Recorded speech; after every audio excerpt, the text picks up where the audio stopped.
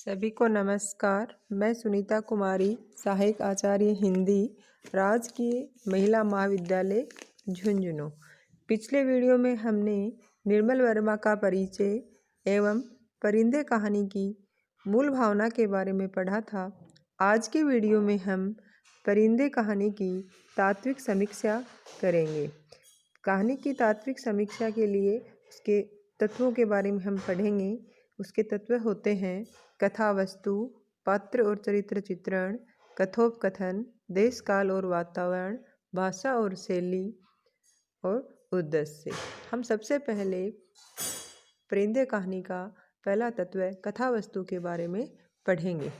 परिंदे कहानी में निर्मल वर्मा ने कथा वस्तु चयन में विशेष सावधानी बरती है। उन्होंने प्रेम के उस पक्ष को अपना विषय बनाया जो बिल्कुल प्रामाणिक अनुभूति का प्रभाव पैदा करने में सक्षम है। इसका वर्ण्य विषय लतिका का प्रेमानुभव और उसकी विशेष परिस्थिति है। लतिका और गिरीश नेगी के बीच में प्रेम संबंध है। गिरीश नेगी कुमाऊं रेजिमेंट में मेजर रहता है। युद्ध की पृष्ठभूमि में उसका तबादला अचानक जम्मू कश्मीर में हो जाता है। वहाँ उसकी मृत्यु हो जाती है। नेगी के साथ बिताए हुए पलों की मधुर स्मृतियाँ लतिका के जीवन की फांस बन जाती हैं। कहानी में अतीत की कोमल स्मृतियाँ भयावह वर्तमान और संभावनापूर्ण नई शुरुआत के द्वंद्व को मार्मिक ढंग से प्रकट किया गया है। कथा वस्तु बिल्कुल यथार्थवादी ढंग की है। कहानी में विन्यास स्थितियाँ धीरे धीरे भाव व संवेदना को गहनता से उभारते हुए कहानी को मुकाम तक पहुँचाती हैं। परिंदे कहानी की केंद्रीय भावभूमि है। लतिका की यह कसक, वो कहती है हैब्यूट ही क्यों, वह क्या किसी को चाह सकेगी। इस अनुभूति के संग जो अब नहीं रही, जो छाया सी मंडराती रहती है, न स्वयं गिरती है और न उसे मुक्ति दे पाती है। विगत अनुभूति अरसे बाद भी इतनी असरकारी है, इसमें इस बात का अंदाजा मिल जाता है कि वह अनुभूति कितनी प्रबल है। आर्मी ऑफिसर के प्रति लतिका का प्रेम रूमानी भाव वाला है, लेकिन यह महज छायावादी संस्कार वाला नहीं। इस रूमानी भाव का वस्तुपरक आधार जीवन का प्रथम प्रेमानुभव है। इसकी शुरुआत किसी लिप्सा से न होकर परस्पर परिचय, आकर्षण और साहचर्य से हुआ। लतिका क्लब में गिरीश नेगी को देखती है। डॉक्टर मुखर्जी वहीं उसी का परिचय मैनेजर नेगी से कराते हैं। मिस लतिका, ये मेजर गिरीश नेगी हैं। बिलियर्ड्स रूम से आते हुए हंसी ठाकों के बीच ये नाम दब सा गया था। वह किसी किताब के बीच में उंगली रखकर लाइब्रेरी की खिड़की से बाहर देख रहा था। परिचय और आकर्षण से धीरे धीरे प्रेम पल्वित होता है। साथ बिताने के मौके उन्हें कम ही सुलभ होते हैं, लेकिन धीरे धीरे प्रेम प्रगाढ़ होता जाता है।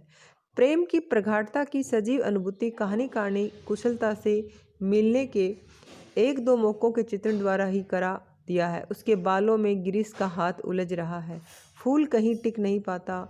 फिर उसे क्लिप के नीचे फंसाकर उसने कहा, देखो। वह मुड़ी और इससे पहले कि वह कुछ कह पाती, गिरीश ने अपना मिलिट्री का हैट छप से उसके सिर पर रख दिया था। वह मंत्र मुग्ध सी वैसी ही खड़ी रही।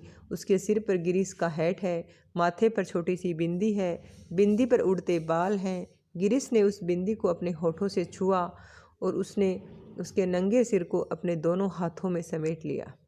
क्या ये प्रेमानुभव इतना कच्चा है कि किसी शुभचिंतक के कहने मात्र से कि मरने वाले के संग खुद थोड़े मरा जाता है, ये अनुभव छूट जाएगा।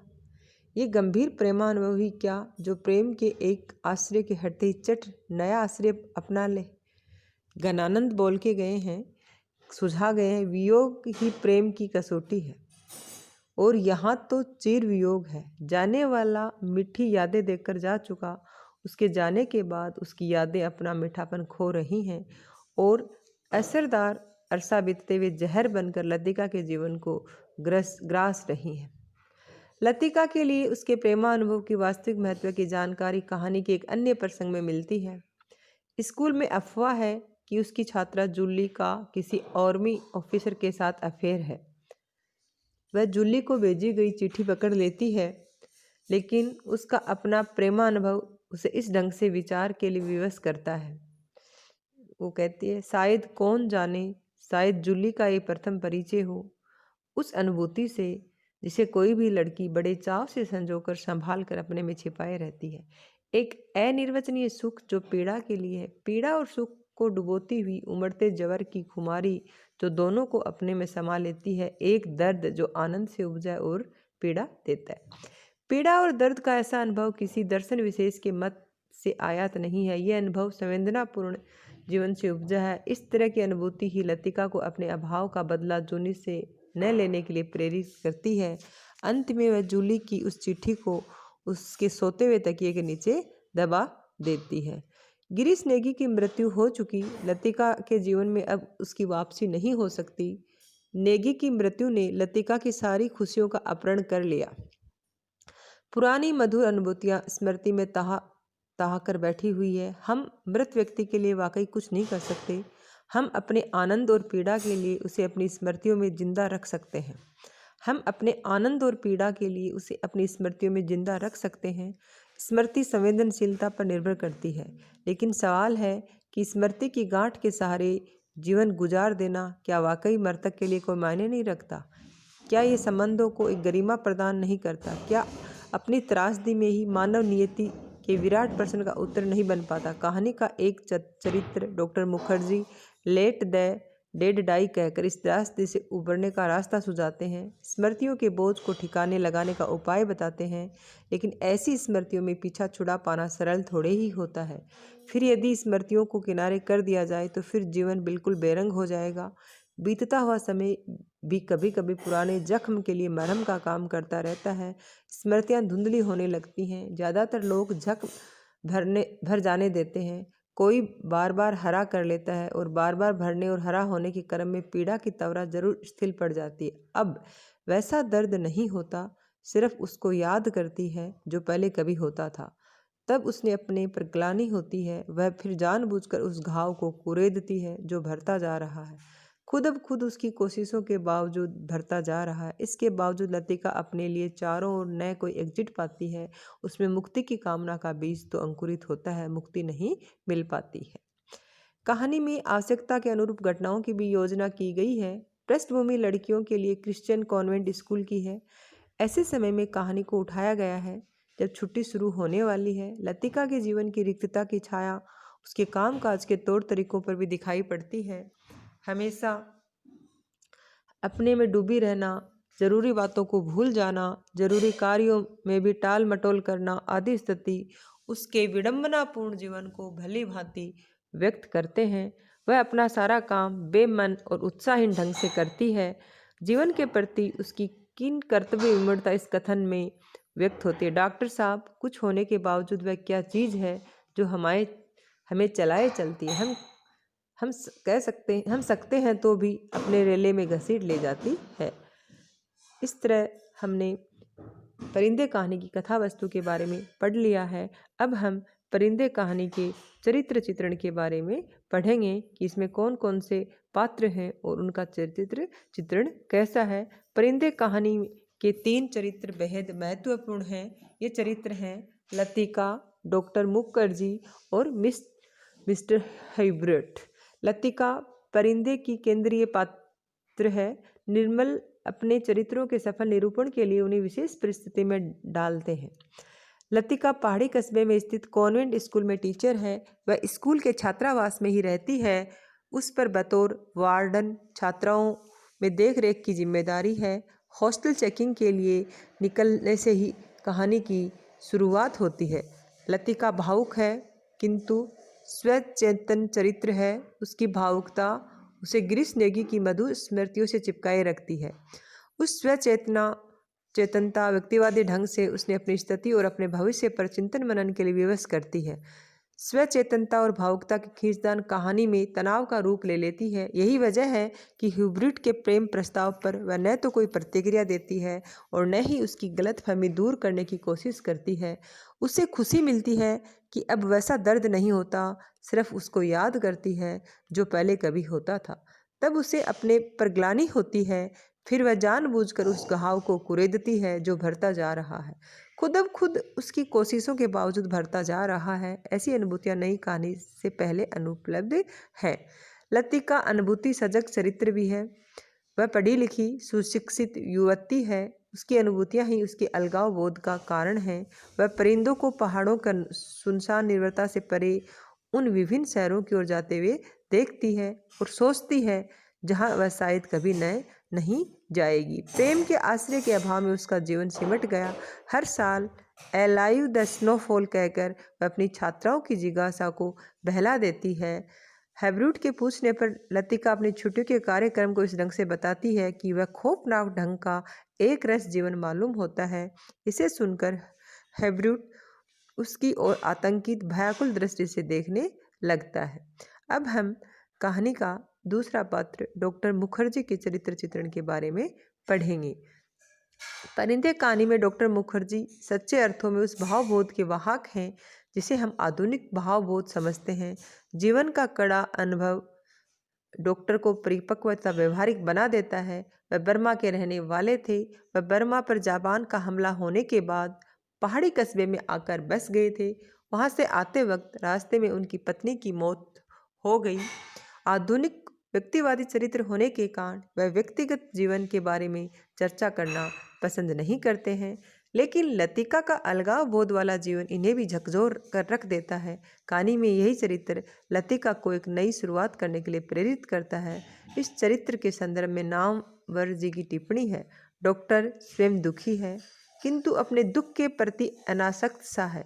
जिंदगी के तजुर्बे ने उसे प्रौढ़ बना दिया है। लतिका के बचकानेपन को वह कभी ठाकस में उड़ा देता है और कभी ऐसे अनुभवपूर्ण वाक्यों द्वारा जो परोपदेश की रुक्षता उत्पन्न करने की जगह स्वगत संलाप की गंभीरता पैदा करते हैं। मरने वाले के संग खुद थोड़े मरे जाता है, अथवा किसी चीज को न जानना यदि गलत है तो जानबूझकर न भूल पाना, हमेशा जोंक की तरह उसके चिपके रहना, ये भी गलत है। अब हम मिस्टर हैब्रूट का चरित्र के बारे में पढ़ेंगे।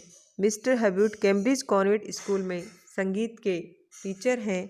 वह अपने पहाड़ी जीवन के सुनेपन को अपने संगीत प्रस्तुतियों के माध्यम से भरते हैं और इसके अलावा छुट्टियों से पहले उन्हें होने वाले स्पेशल सर्विस के मौके पर भी वह कोयर के संग पियानो बजाते हैं।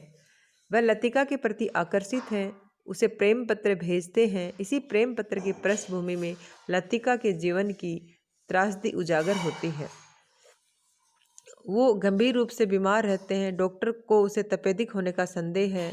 हैब्रूट अपनी आसन मृत्यु के भय को संगीत, शराब और जिंदादिली में भुला देना चाहते हैं। वह आधुनिक संवेदनशील व्यक्ति भी हैं। अब हम कहानी का अगला तत्व कथोपकथन के बारे में पढ़ेंगे। प्रस्तुत कहानी में कथोपकथनों का उचित प्रयोग किया गया है। वे कहानी की घटनाओं को आगे बढ़ाते हैं, साथ ही पात्रों के चरित्रों के विकास में भी सहायक है। कहानी में कहीं भी अस्वाभाविक कथोपकथन प्रयुक्त नहीं किए गए हैं। कथोपकथनों की भाषा सहज, सरल और मधुर है। कहीं कहीं कथोपकथन इतने आकर्षक और प्रसंगानुकूल हैं। जैसे एक उदाहरण है, पिकनिक कैसी रही मेम साहब, तुम क्यों नहीं आए, सब लड़कियां तुम्हें पूछ रही थी, आदि। अब हम उसका अगला कहानी का जो तत्व है वातावरण और परिवेश, उसके बारे में पढ़ेंगे। कुछ वातावरण और परिवेश के बारे में पढ़ेंगे। परिंदे नामक कहानी देश काल और वातावरण की दृष्टि से एक हिल स्टेशन का यथार्थ चित्र प्रस्तुत करती है। इस कहानी में चित्रित वातावरण भारतीय वातावरण से भिन्न है। कहानी को पढ़कर ऐसा प्रतीत होता है कि मानो कहानी यूरोप में बैठकर लिखी गई है और कहानी के पात्रों के नामों और स्थानों के नाम भारतीय रख दिए गए हैं। वैसे भी कहानी में ईसाई धार्मिक परिवेश ही प्रस्तुत किया गया है। प्रस्तुत कहानी में जो प्राकृतिक परिवेश प्रस्तुत किया गया है वह सजीव और आकर्षक है। एक स्थान पर हिल स्टेशन के धुंध भरे वातावरण को चित्रित करते हुए कहानीकार ने लिखा है, सुबह बदली छाई थी, लतिका की खिड़की खोलते ही धुंध का गुब्बारा सा भीतर घुस आया, आदि। अब हम कहानी का अगला तत्व पढ़ेंगे भाषा शैली। यानी परिंदे भाव प्रधान कहानी है। इसके चरित्र अपने अद्वितीय अनुभूतियों के प्रति सजग हैं। कहानीकार पूरे परिवेश को समेटते हुए इन अनुभूतियों को सूक्ष्मता से व्यक्त करता है। विगत की स्मृतियाँ ही लतिका के सिर पर बोझ की तरह सवार है।